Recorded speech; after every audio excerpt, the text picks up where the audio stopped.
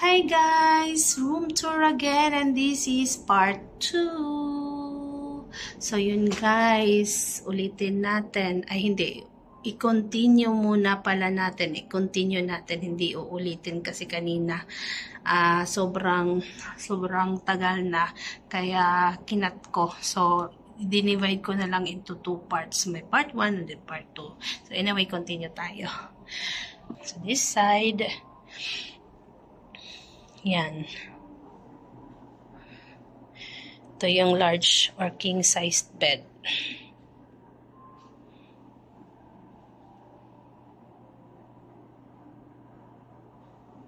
Yan, doon sa curtains, pakita ko sa inyo, malaking kung anong nasa labas, anong view. Wow! Tingnan nyo guys.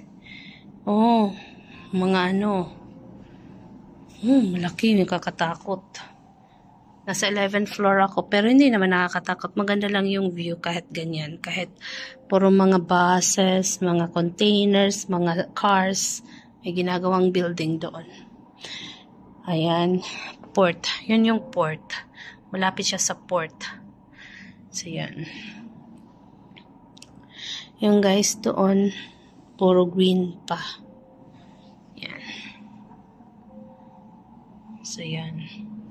Sa side na to. Yan. Yung aircon nila centralized.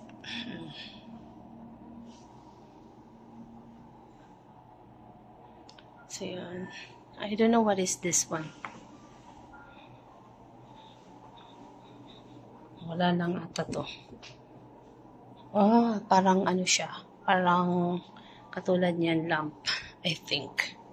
So, anyway, ito yung room. Is very spacious. Spacious yung room. Malaki talaga. Sobrang laki. Yan, tapos sobrang linis. As in, 5-star talaga. The best. So, yun muna guys. Mamaya may aakyat, may dadalhin. Kasi nag-request ako ng bathrobe isa, tsaka face towel. So, yun.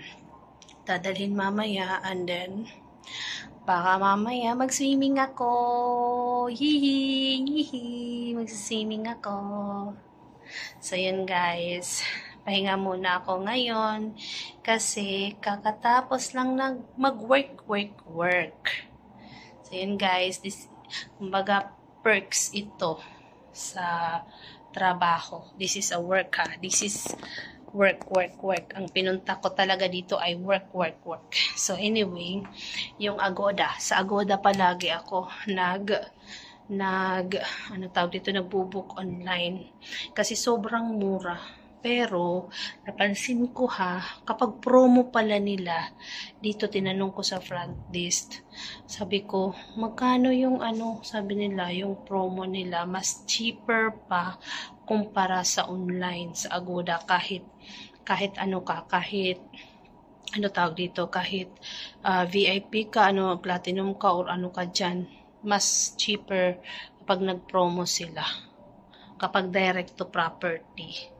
So, yun guys. Pero anyway, okay lang naman kasi, parang affordable na rin naman. Then, okay din naman yung stay. Para importante, katapos ng stressful sa work, pressure, yan, happy, relax. Yun, nakakapag-relax din. So, yun yung masaya lang. Ayan. So, kapag nag-room tour ako, hindi ko maiwasan na ma-mention ko si Agoda. Ayan, kasi doon talaga ako nagbo-book talaga always. So, yan guys. Yan yung room ko. Ikot tayo guys.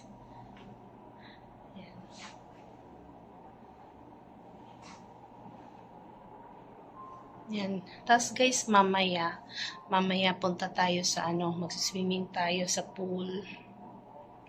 Tingnan natin kung saan, pero hindi ko tinanong pa.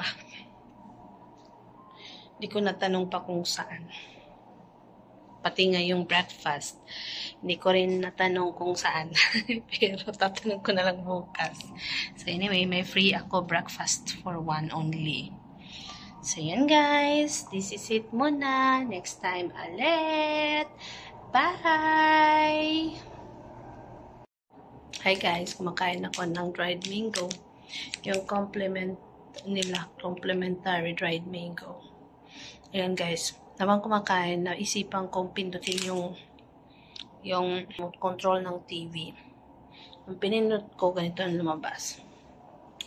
Welcome, dear Miss Chua. Good day. Welcome to Bai Hotel Cebu. We are delighted that you chose to stay with us.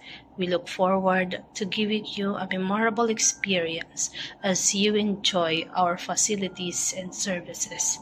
Alfred Reyes, VP Operation and General Manager. Meron silang ganito pala. Ganda.